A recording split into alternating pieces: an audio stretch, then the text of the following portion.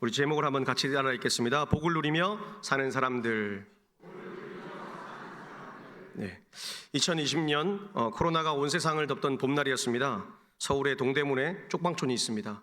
이 쪽방촌에 할머니들이 많이 사시는데요. 할아버지랑 이런 독거노인들이 사는데 65세 할머니 한 분이 마스크 없이 수레를 이렇게 끌고 폐지를 줍는 모습을 보고 있었습니다.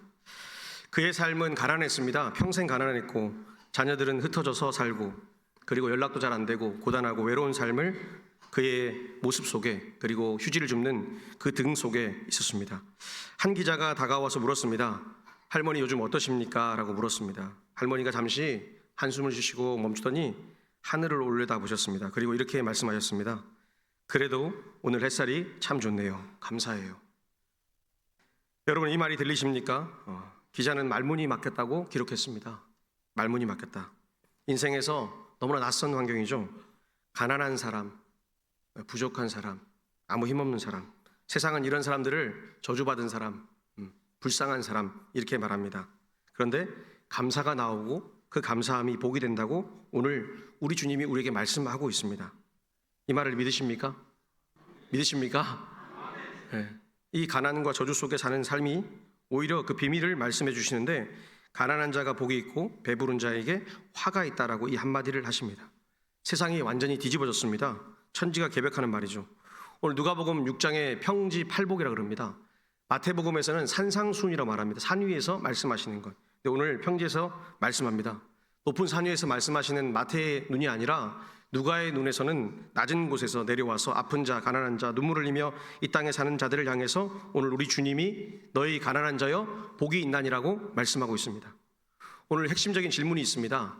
오늘 제가 말씀을 묵상하면서 예수님은 왜 이 뒤집힌 복의 언어로 말씀하셨는가?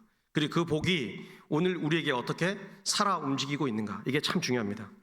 오늘 이 말씀을 제대로 듣기 위해서 예수님이 서 있는 장소가 대단히 중요합니다. 오늘 예수님은 산으로 먼저 올라가셨습니다. 산에서 기도하시고 또 새벽이 되자 가장 중요한 오늘 우리가 읽은 본문 앞절에 보니까 12명의 사도를 세워서 하나님 나라를 선포하세요. 오늘 이 장면을 보면서 많은 유대인들은 큰 울림이 있었습니다. 왜냐하면 산에서 하나님께서 말씀하시고 산 위에서 하나님이 선포하시면 지상에 땅에 있는 백성들이 그 말씀을 들어야 하는데 오늘 독특한 장면이 펼쳐집니다. 산 위에서 내려오시는 거예요. 오늘 결정적으로 이런 장면의 모습을 바라보면서 유대인들은 아마 생각했습니다. 모세는 높은 데서 하나님 말씀을 받고 나서 십계명으로 우리에게 말씀을 가르쳤는데 오늘 주님은 높은 데서 올라가셨다가 낮은 땅에 내려오셔서 우리와 대화하시려고 하신다는 겁니다. 하워드 마샬이라는 유명한 신학자가 이렇게 말했습니다. 누가의 평지는 예수님이 제자들과 같은 수평적 위치에 서심을 상징한다. 마태가 산이라는 건의의 공간을 사용했다면 누가는 예수님이 고통받는 자들과 같은 땅에서 내려서심을 강조한다. 오늘 우리는 어디에 있습니까? 평지에 있습니다.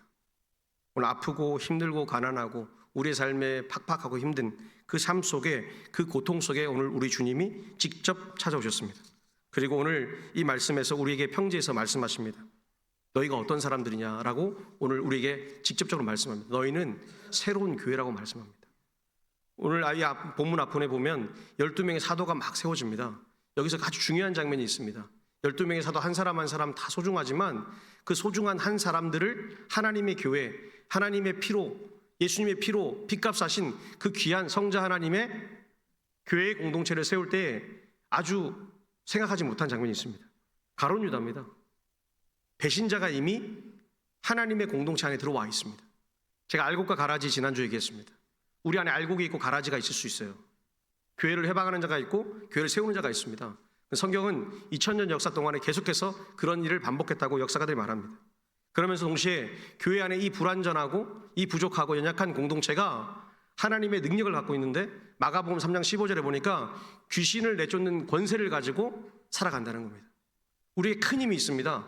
돈도 아니고 사람도 아닌 진정 예수 그리스도 안에서 귀신을 내쫓는 알곡 같은 그리스도의 군사로 살아가시길 축복합니다. 그게 필요한 거예요. 교회가 왜 힘을 갖냐, 능력이 있냐, 병을 고쳐지고 부자가 되고 막 이런 장면 세속적인 기준에서 좋을 수 있습니다. 물론 있어야 됩니다. 그런데 가장 중요한 것은 귀신을 내쫓는 장면. 악한 영들이 있으면 그 악한 영이 떠나가는 거예요. 할렐루야. 우리 동부교회가 그렇게 되기를 축복합니다. 그리고 여러분의 가정이 그렇게 되기를 축복합니다. 오늘 그래서 주님은 두 개의 길을 말씀하세요. 두 개의 길. 그러니까 제자들과 무리가 등장합니다. 오늘 본문에 보면. 오늘 20절에 보니까 이렇게 말씀하세요. 예수님은 눈을 들어 보셨습니다. 눈을 들어 주변을 바라보니까 그러면서 누굴 바라냐? 제자들을 바라보셨답니다. 제자는 주님이 부르신 사람들입니다. 근데 오늘 이 청중이 누구냐? 이 팔복을 선포하는 평지 팔복의 중요한 청중이 누구냐? 누가복음 7장 1절에 보면 이렇게 되어 있습니다. 7장 1절에 보니까 예수께서 모든 말씀을 백성에게 들려주시기를 마치신 후에, 이 장면이 참 중요합니다. 사실은 이거는 6장과 같이 묶어서 되어 있는 본문으로 되어 있습니다. 여러분 성경책 보시면 아마 점이 앞에 이렇게 2절에 찍혀 있고 1절에는 없습니다. 오늘 7장 1절에 보니까 모든 백성, 무리들에게 말합니다. 나중에 무리가 어떻게 됐죠? 무리가 예수를 죽이라고 그럽니다. 야, 저놈 죽여. 저거 가짜 왕이야. 이렇게 얘기를 합니다. 그들이 배가 고플 때 빵을 주었습니다. 그들이 아플 때에 치료해 주었습니다. 그런데 십자가에 달리니까 예수를 향해서 강렬하게 공격합니다. 야, 저놈 제대로 죽여. 이렇게 됩니다. 누가 그랬다고요? 오늘 본문에 등장하는 예수님의 말씀을 들은, 평지의 팔복을 들은 무리들이 그렇게 했다는 겁니다. 여러분들은 어떻습니까? 제자로 살기에는 부족한 삶, 그죠? 지금 제자로 살아가십니까? 차양대 제자로 살아가고 있습니까? 주님의 제자로 내가 당당하게 주님, 오늘 이 사순절 기간 동안에 예수의 마음이 품어있고 복음을 듣고 있고 세상의 소리가 아닌 주님의 복음이 내 안에서 지금 생명을 낳고 나를 통하여 누군가가 살고자 하는 마음, 기쁨으로 살고자 하는 마음, 그 삶을 살고 있습니까? 오늘 우리는 그렇게 될 줄 믿습니다. 그렇게 사셔야 돼요. 그래서 나를 통하여 복음이 나한테 들어왔으면 나를 통하여 가정이, 나를 통하여 이웃이 그 생명을 가져야 되는 거예요. 오늘 본문이 무엇을 말씀하고 있냐? 우리에게 가난한 사람이 되라고 말씀하고 있습니다. 오늘 가난한 자가 누구인지 헬라어 원문에 보면 이렇게 되어 있습니다. 한번 띄워주세요. 경제적으로 가난한 자를 말합니다. 누가가 항상 말하는 첫 번째는 뭐냐면 있는 그대로 물리적인, 사실적인 얘기를 합니다. 가난한 사람, 돈이 없는 사람, 가난한 사람이다. 그런데 더 중요한 영적인 것이 있는데 하나님 앞에서 자신의 부족함을 아는 사람이라는 거. 하나님 앞에서 내가 부족하다, 연약하다.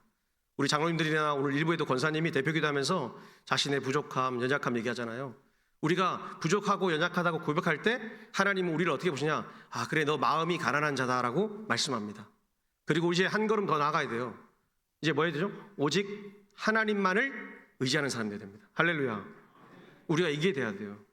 우리가 예전에 어떤 신앙을 가졌냐면 세속적인 신앙을 가졌습니다. 가난하니까 하나님 주세요, 주세요 신앙 가졌어요.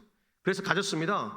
그랬더니 우리 자녀들한테 그 주세요 신앙만 가르쳤지, 그 다음 하나님을 의지하고 하나님을 믿어서 그 삶대로 살아가는 그 삶을 우리가 좀 살지 못했습니다. 그렇죠. 오늘 그 삶을 사셔야 돼요. 오늘 가난한 자, 어떤 사람이 가난하냐? 다윗을 향해서 가장 가난한 구약의 사람이라고 얘기합니다.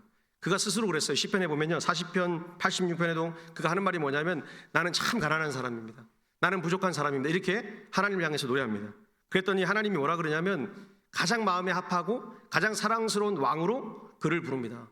그래서 이스라엘 역사에서 가장 위대한 왕이 누굽니까? 지금 이스라엘 국계에 있는 다윗의 방패, 다윗입니다. 다윗. 다윗이라는 이름은 그들 사랑, 그들 삶 속에, 역사 속에 가장 빛나는 이름입니다. 함부로 부르지도 않습니다. 다윗이라는 이름을. 세상 사람들은 데이빗, 그리고 막 영미권에 사는 사람들은 좋아서 이름을 짓지만 정작 이스라엘 백성들은 모세나 다윗이라는 이름을 잘 짓지 않습니다. 왜? 위대한 사람들이니까요. 그 이름을 맞는 삶을 살기가 어렵기 때문에 잘 짓지 않습니다. 실제로. 그래서 이스라엘 역사에 통틀어서 모세라는 이름을 21세기, 20세기에 가졌던 사람 중에 한 사람이 모세 다얀 장군입니다. 6.1 전쟁의 영웅. 원래 본명도 이름이 그게 아니었어요.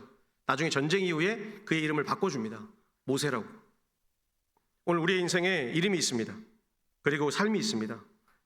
마음이 가난한 자의 삶이 있습니다.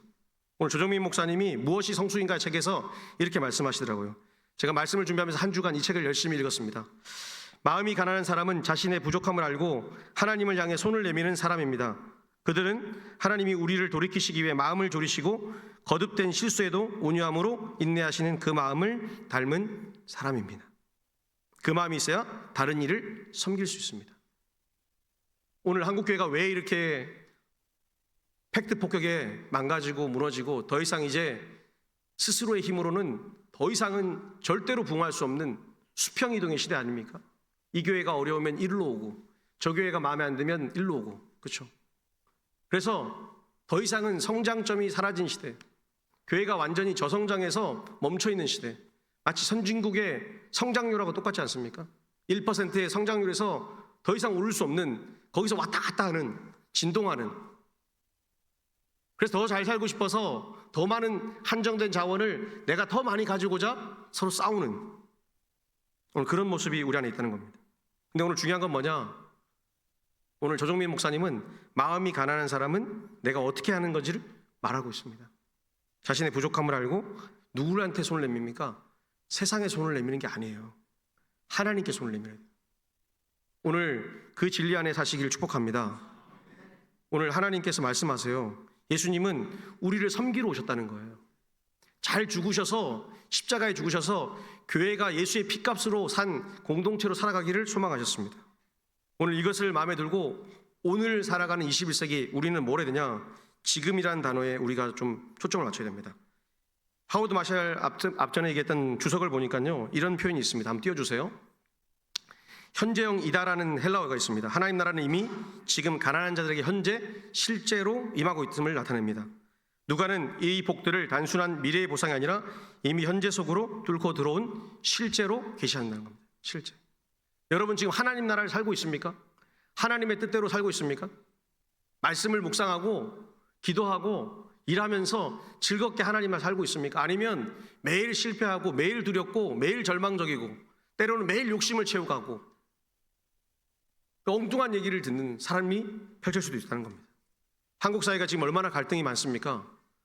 좌파, 우파, 제가 보기엔 둘 다 나쁜 놈들입니다. 목사님들 중에도 부추기는 분들이 있습니다. 부추기는 분들. 성경을 오독하는 사람도 있습니다. 그리고 킹 제임스 버전이라고 요즘 사랑 침례교회 우리 교단에서 2단으로 징계했습니다. 7년 전부터 2단이라고 했고 최근에 작년에 총회에서 한 번 더 2단이라고 했습니다. 2단이에요. 정동수란 사람이. 성경은 완벽한 책이 아닙니다. 할렐루야. 어렵죠 지금. 성경은 완벽한 책이 아니에요. 성경은 여러 개의 책을 바라보면서 우리가 그 책을 해석하고 살아가면서 하나님 말씀이 완전해지는 거예요. 할렐루야. 그래서 완전하다는 거예요. 칼빈이 왜 완전하됐냐? 뜻을 아셔야 돼요. 이 종이 쪼가리, 이 성경책 아니에요. 성경 말씀 자체가 완전하니 그 말씀이 모든 성경이 표준 세번역이든 개역 성경이든 개역 개정이든 공동 번역이든 그 성경 가운데 살아계신 하나님 말씀이 내가 읽고 묵상하고 살아내는 그 삶이 완전하다는 거예요. 엉뚱한 데서 에너지를 쏟지 마세요. 오늘 가난한 자가 누굽니까? 납니다. 나. 내가 제일 가난한 자가 돼야 돼요. 오늘 가난한 자에게 어떤 축복을 하시냐? 하나님 나라를 주셨다는 거예요. 이미 주셔서 오늘 살고 있는 거예요. 천국을 내가 지금 살고 있는 거예요. 오늘 옆 사람 한번 바라보세요. 지금 천국을 살고 있습니까? 이 시간 지금 천국이 열려야 되는 거예요. 이 시간 지옥이 열리면 그건 삶이 망가진 거예요. 네. 여러분 가정이 천국입니까? 지옥입니까? 어떠세요? 한번 솔직히 마음속에 한번 생각해 보세요. 한 3초만. 천국입니까? 막 집에 달려가고 싶고 집에 가서 아내를 막 끌어안고 오늘도 천국에서 자녀를 보면 너무 기쁘고 그래야 됩니다. 왜? 하나님이 나를 천국의 사람으로 부르셨기 때문에.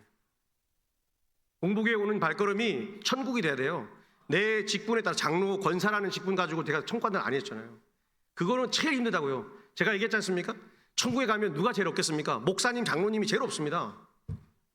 왜요? 엉터리로 살았기 때문에. 목사와 장로가 제일 없다 그래요. 우스갯소리인데 그만큼 우리의 삶에 껍데기를 들고 가는 거예요. 여러분 진리를 붙드세요. 할렐루야. 진리가 내 안에서 생명이 돼야 돼요. 찬양 하나 할 때도 생명을 부르세요. 제가 왜 목이 아픈데 찬양할 때 열심히 따라 부르지 아세요? 마이크 안 켜져도? 왜 그럴까요? 들으라고요. 주님이 들으라고요. 우리는 슬픔이 있는 사람이에요. 고통이 있는 인생이에요. 결 닦고 살면서 하루도 그것을 비껴나갈 수 없습니다. 그런데 단 중요한 것은 그 고통 가운데서도 예수 안에 있으면 내 안에 기쁨이 있다는 거예요. 오늘 줄인 자가 있습니다. 배부르게 해주신대요. 얼마나 고맙습니까? 가난하고 줄인데 다 채워주신대요. 그리고 이미 주님이 우리를 향해서 좋은 선택을 할 수 있도록 주셨다는 거예요. 오늘 특별히 이 땅에 우는 자가 참 많습니다. 우울증 천만의 시대를 살고 있지 않습니까? 5천만 명 중에 1,000만 명이 우울증, 조울증, 공황장애로 삶이 힘들어합니다. 이건 공식적인 숫자죠. 아마 더 많을 거예요. 사모님들 중에 80%는 우울증 환자라고 그래요. 알고 계십니까? 목사님 사모님 중에. 제가 얘기한 게 아니라 조사를 해보니까 3천 몇백 명의 목사님들에게, 사모님들에게 물어봤는데 우울증 환자래요. 제가 많이 회개했습니다. 제가 많이 회개했어요. 그렇죠? 누가 우울하게 만드는 거예요? 목사인 우리가 우울하게 만드는 거예요. 그렇죠? 그러니까 오늘 우리는 우리 자신을 너무 잘 알면서도 사람들 앞에 딱 설 때는 우리 자신을 드러내기가 너무 부끄러운 거예요. 근데 주님은 그렇게 하지 말라고 하는 거예요. 힘들면 힘들고 어려우면 어렵고 실패하면 실패하니까 나오라는 거예요. 그런 자를 향해서 하나님 사랑하신다 그래요. 오늘 우리 한국교회가 참 많이 핍박당합니다. 마음이 아파요, 너무. 제가 이번 주에 금요일 날 여기 대전역을 오후 4시에 돌았습니다. 한 권사님인지 집사님인지 60대 초반의 할머니께서, 할머니 아니죠, 아주머니죠. 저도 이제 나이를 먹어가지고. 근데 그분께서 웬 노숙자한테 욕을 엄청 먹고 있는 겁니다. 그냥 욕을 먹는 게 아니라 소리를 지르는 겁니다.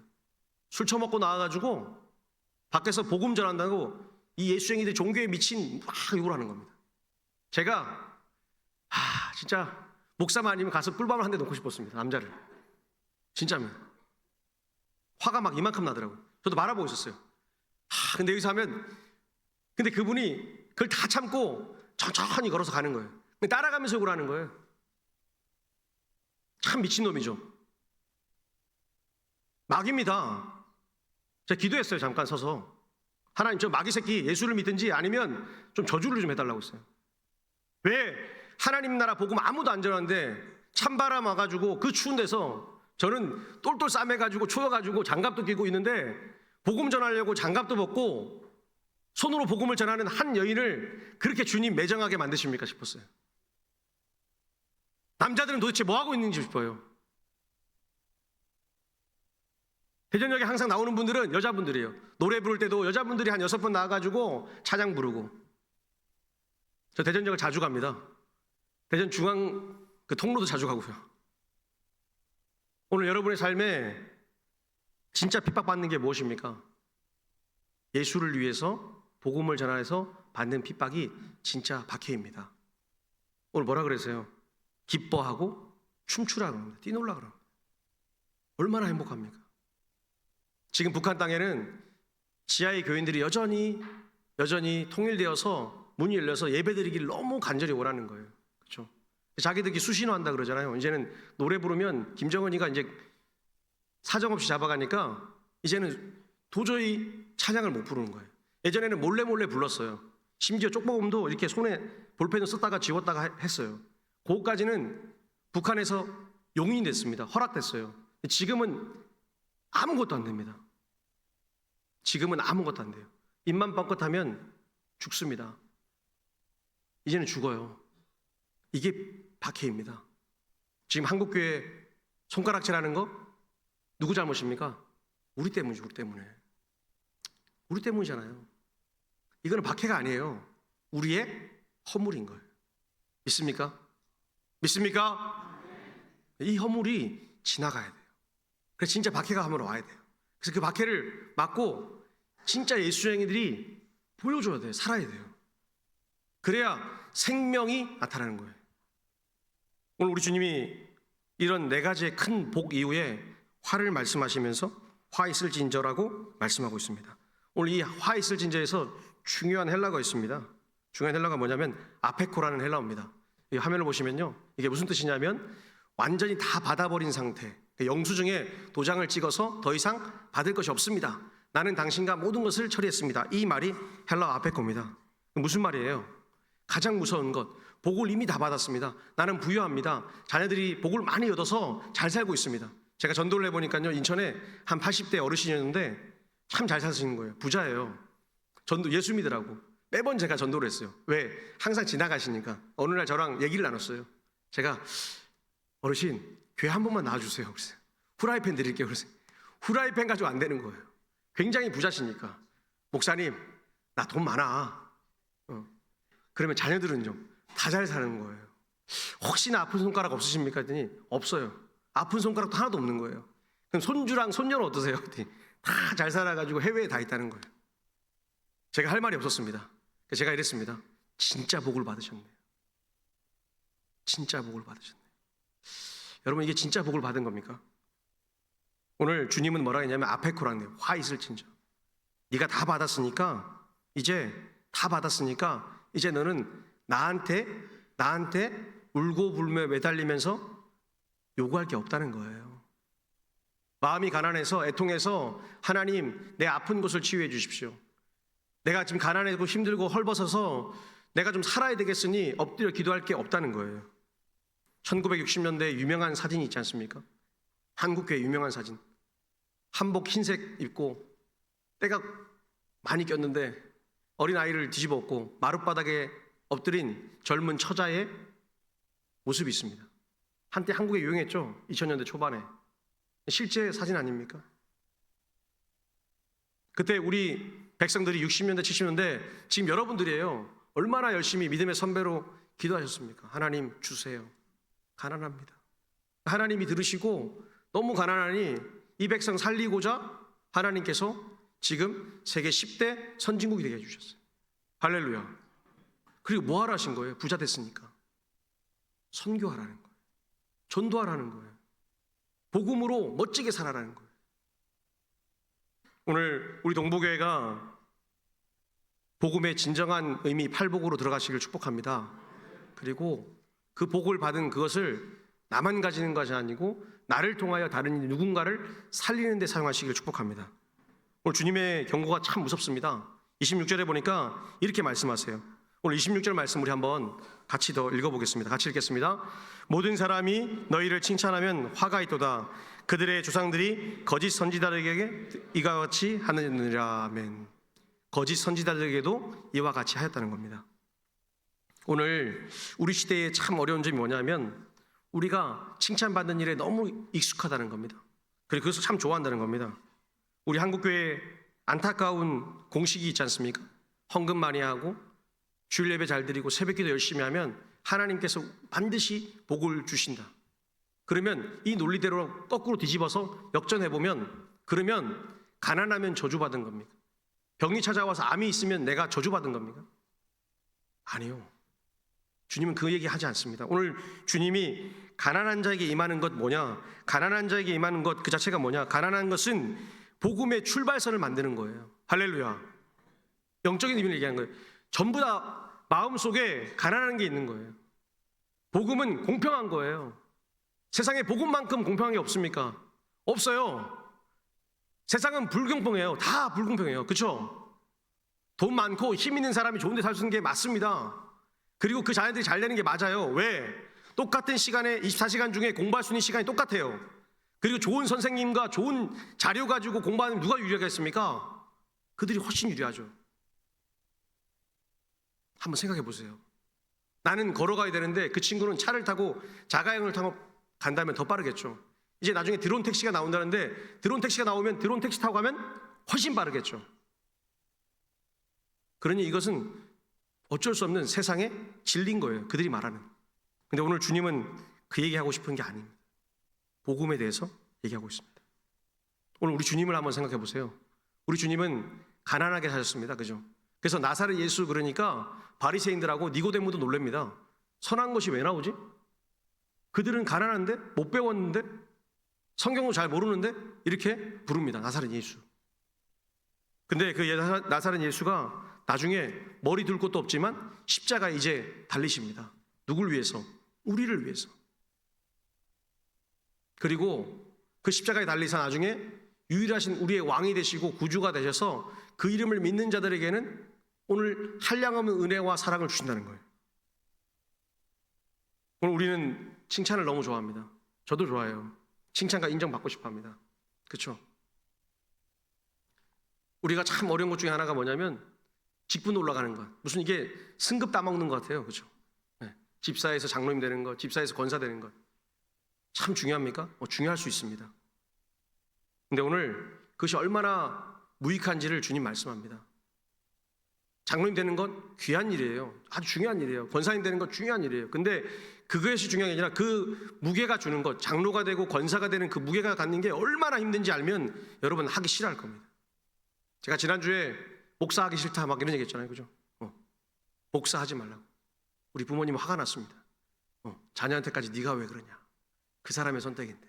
맞습니다. 제가 잘못했죠. 하고 싶다면 할 수 있겠죠. 그런데 이 무게가 갖고 이 직분이 갖는 어려움은 말로 할 수 없습니다.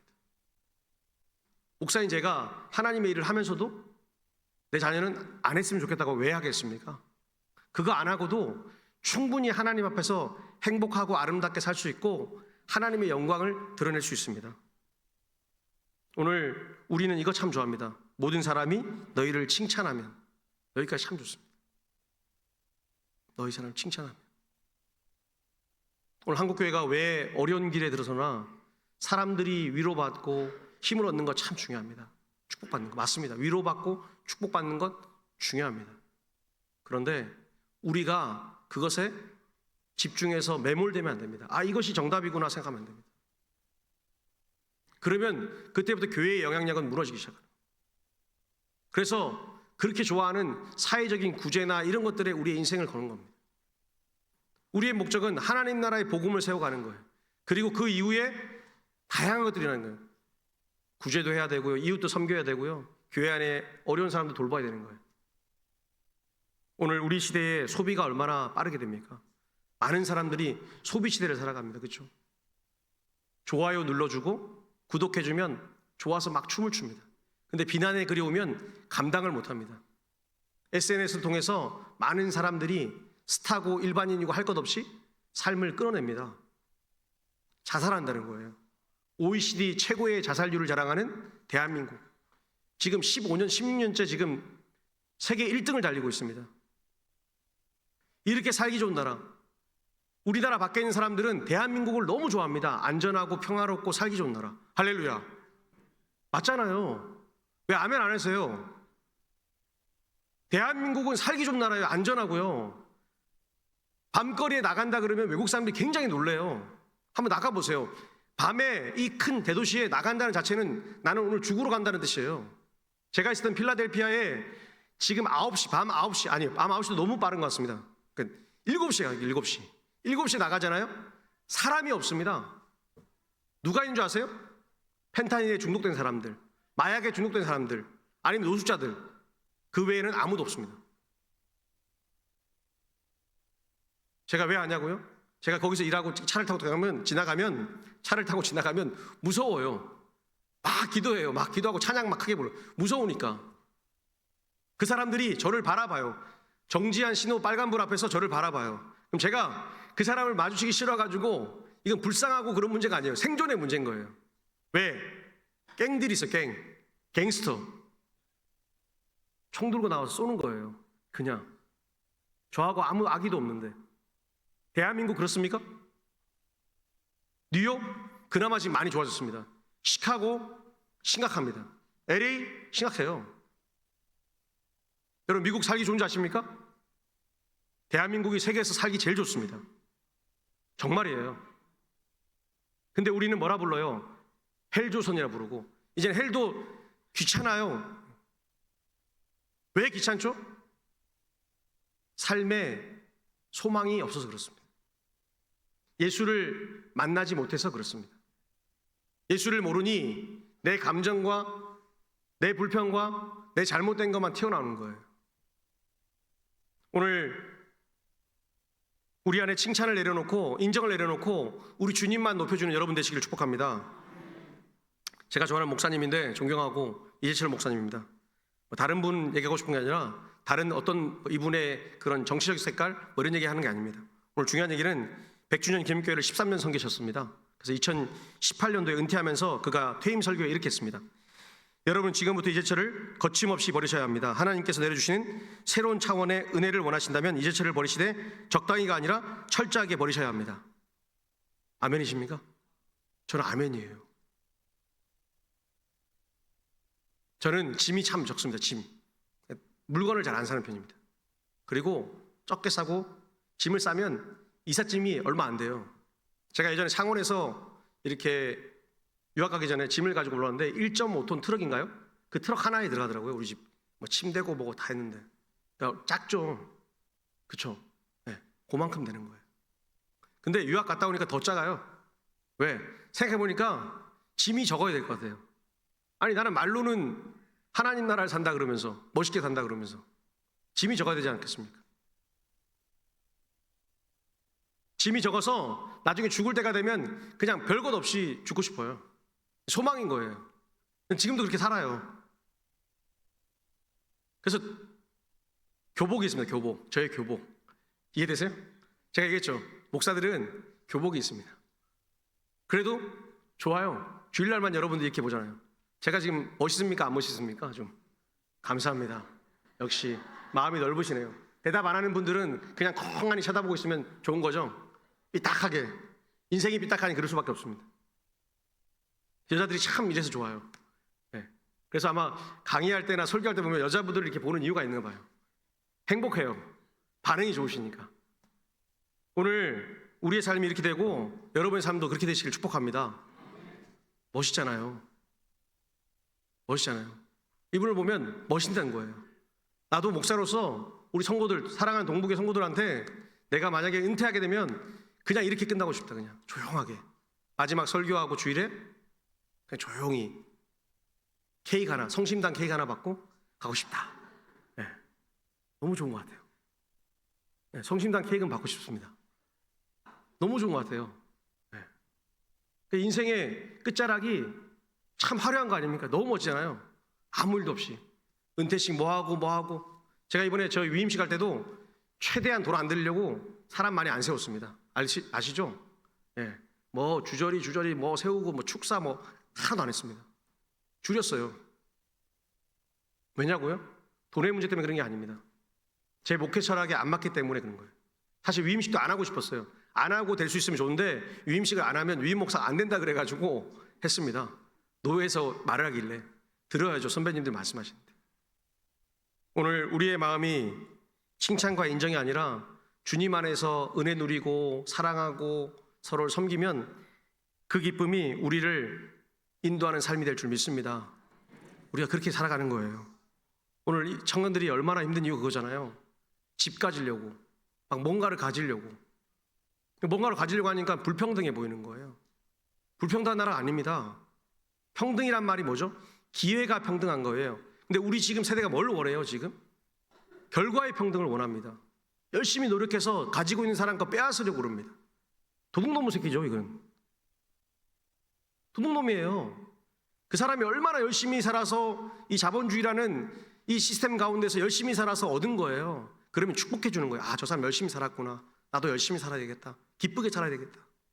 나도 기쁘게 살고 열심히 살아서 좋은 삶을 한번 누려봐야 되겠다. 이렇게 긍정적인 생각이 있는 게 아니라 아, 저 사람 가진 거는 전부 나쁜 거예요. 그러면 안 된다는 거예요. 우리는 기회가 평등한 나라입니다. 이게 제일 좋은 거예요. 누구나 열심히 살면 좋은 직장, 좋은 삶 누릴 수 있습니다. 그리고 내가 열심히 준비하면 세상에 하나님께서 우리를 이 세상 가운데서도 멋지게 살게 해주세요. 얼마나 좋은 나라예요. 이렇게 축복받는 나라에서 매일 힘들고 매일 다투는 그 이유가 뭡니까? 내가 자꾸 자족할 수 없는, 만족할 수 없는, 감사할 수 없는 삶을 살기 때문에 그렇습니다. 오늘 우리 사랑하는 성도에게 꼭 필요한 것이 뭐냐? 우리가 오늘 기쁨의 눈물을 가져야 될 줄 믿습니다. 기쁨의 눈물. 왜 기뻐야 되죠? 내가 감당할 수 없는 은혜를 하나님 주시는 거예요. 내가 열심히 살고 갖고 싶었고 누리고 싶은 그 삶을 기도하였더니 하나님께서 나를 통해서 살게 하시는 거예요. 그래서 그 삶을 살게 하시니까 너무 감사해서 기쁨의 눈물을 매일매일 올려드리는 거예요. 오늘 우리 동부의 모든 권속들이 그렇게 사시길 축복합니다. 그리고 우리 동부의 권속들이 하나 더 했으면 좋겠습니다. 주먹 한번 줘보십시오. 주먹. 다 주먹. 좀 지라면 줘보십시오. 나쁜 거 아니니까. 권사님들 깨우고 이제 주먹 한번 줘보십시오. 예. 주먹. 오늘 하루 종일 주먹을 꽉 쥐고 한번 살아보십시오. 그리고 이걸 나중에 한번 펴보십시오. 이렇게. 어느 게 편하십니까? 한번 해보세요. 5초만 해보세요. 꽉 줘보세요. 그냥 이렇게 하지 말고 꽉 줘보세요. 여러분이 돈이 지금 억만금이 있다 생각해 보십시오. 이거 놓치면 큰일 난다 생각. 그래서 하면서 쫙 펴보세요. 시원해요. 손을 펼치는 순간 혈액이 돌고 시원합니다. 내 손에 쥔 것을 마음껏 내려놔야 돼요. 할렐루야. 얼마나 좋습니까? 그렇죠? 얼마나 좋아요. 기준을 계속 높은 데를 올려서 보면 계속 힘든 거예요. 제가 이번 주에 시차례가 있었지 않습니까? 우리 중앙 시차례, 사랑하는 동대전 제일로에 우리 중앙 시차례에서 가장 좋은 교회가 대전 동부교회래요. 할렐루야. 너무 기쁘더라고요. 왜냐하면 목사님들 다 성도가 얼마 안 되는 거예요. 근데 참 열심히 즐겁게 생활하시더라고요. 다 오랫동안 목회를 하셨어요. 구절 하는 말씀이 너무나 은혜가 되는 거예요. 하나님이 나에게 주신 복이 있잖아요. 내게 주신 기쁨이 있잖아요. 근데 그것을 누리는 사람이 있어요. 내가 30명 목회하니까. 근데 사모님들 스트레스 받는 거예요. 아유, 저놈의 목사 새끼는, 그죠? 사모님들 그런다잖아요, 마음속에. 도대체 뭘 하길래 나는. 근데 그게 아니라는 거예요. 이번 주 기독신문에, 우리 교단 기독신문에 기사 중에 이길찬 목사님이라고 실명을 얘기해도 될 것 같아요. 이길찬 목사님. 개척교회를 오랫동안 하셨습니다. 수십 년 동안 했어요. 그리고 교회를 또 옮겼어요. 지역을. 근데 가난한 달동네, 독산동. 저는 신림동 옛날에 살았는데 그 옆에 독산동 그러면 신림동보다 더 가난한 동네. 거기서 개척교회를 계속 하신 거예요. 3남매가 있는데 자녀들에게 아무것도 해줄 게 없는 거예요. 주일날에는 봉사해야 되고 피아노 쳐야 되고 청소해야 되고. 성도가 30명도 채 안 되니까. 근데 지금은 조금 불었대요. 그래서 조금 성장해서 50명. 근데 자녀들이 다 잘 됐습니다. 해줄 게 없었는데 하나님께서 그 목사님 눈물, 사모님 고통 보고 그 마음에 위로를 얻으라고 그 큰아들은 서울대 건축학과. 할렐루야. 좀 크게 하셔야죠. 서울대 건축학과. 딸은 연세대학교. 네, 그 다음에 이번에 막내가 고대를 들어갔대요. 여러분 이게 무슨 의미인 줄 아세요? 진짜 위로받고 싶어서 하나님께 간 거예요. 제가 그 기사를 읽으면서 마음속으로 생각했습니다. 하나님께서 절대로 불공평하지 않다. 불공평하지 않다. 그 자녀. 여러분 좀 죄송한 말이지만 대형교회 목사님 중에 자녀 중에 명문대 들어간 사람 없습니다. 데려가 보세요. 저한테. 한번 데려가 보세요. 저한테 데려가서 이규현 목사님이고 다 데려가 보세요. 기껏해야 총신대예요. 총신대 대학교 정말 죄송한데 줄 서면 갑니다. 줄 서면 가요. 지금도 미달이어가지고 여러분 중에 고등학교 졸업하셨으면 나이와 불문하고 그냥 들어갈 수 있으면 갑니다. 제가 농담으로 저희 아내한테 그래요. 야 그냥 총신대학교 한번 들어가 보라고. 대학원도 미달이에요. 하나님은 이렇게 공평하세요. 근데 우리는 그 공평하시고 은혜로우신 하나님을 생각하지 않습니다. 오늘 내 옆에 있는 약한 사람 보십시오. 그리고 나보다 못한 사람 바라보면서 속으로 그럼 괜찮습니다. 이건 나쁜 거 아니에요. 하나님 나에게 엄청 큰 복을 주셨구나. 할렐루야. 나 저분 보니까 너무 기쁘다. 그래서 교회가 좋은 거 아닙니까? 그러면서 그 사람 위해서 기도하는 거 아닙니까? 저분의 약한 것, 저분의 부족한 삶, 저분의 아픈 삶 내가 보듬어 줘야 되겠다. 그래서 교회라는 공동체 울타리 안에서 함께 살아가는 거 아닙니까? 오늘 우리 사랑하는 동부의 모든 가족들이 그렇게 사시기를 축복합니다. 조영민 목사님이 무엇이 성숙인가라는 책에서 이렇게 결론을 짓습니다. 제가 한번 읽어드리겠습니다. 교회는 마음이 가난해야 합니다. 언제나 하나님을 갈망하는 마음이어야 합니다. 교회는 애통하는 마음이 있어야 합니다. 형제자매의 고통에, 이웃의 고통에, 세상의 고통에 함께하는 애통하는 마음이 있어야 합니다. 교회는 온유해야 합니다.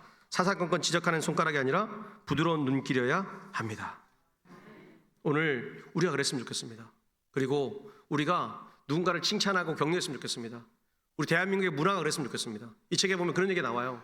어떤 얘기냐면 이런 얘기가 있습니다. 누군가의 잘못이 드러났을 때 그 사람을 한가운데 세우고 잘못을 나무라는 것이 아니라 그가 지금까지 잘 해온 것들을 돌아가며 칭찬해 주라는 거예요. 할렐루야. 우리 교회가 이렇게 됐으면 좋겠어요. 믿습니까? 칭찬하십시오. 야 오늘 밥 먹었는데 너무 맛있더라.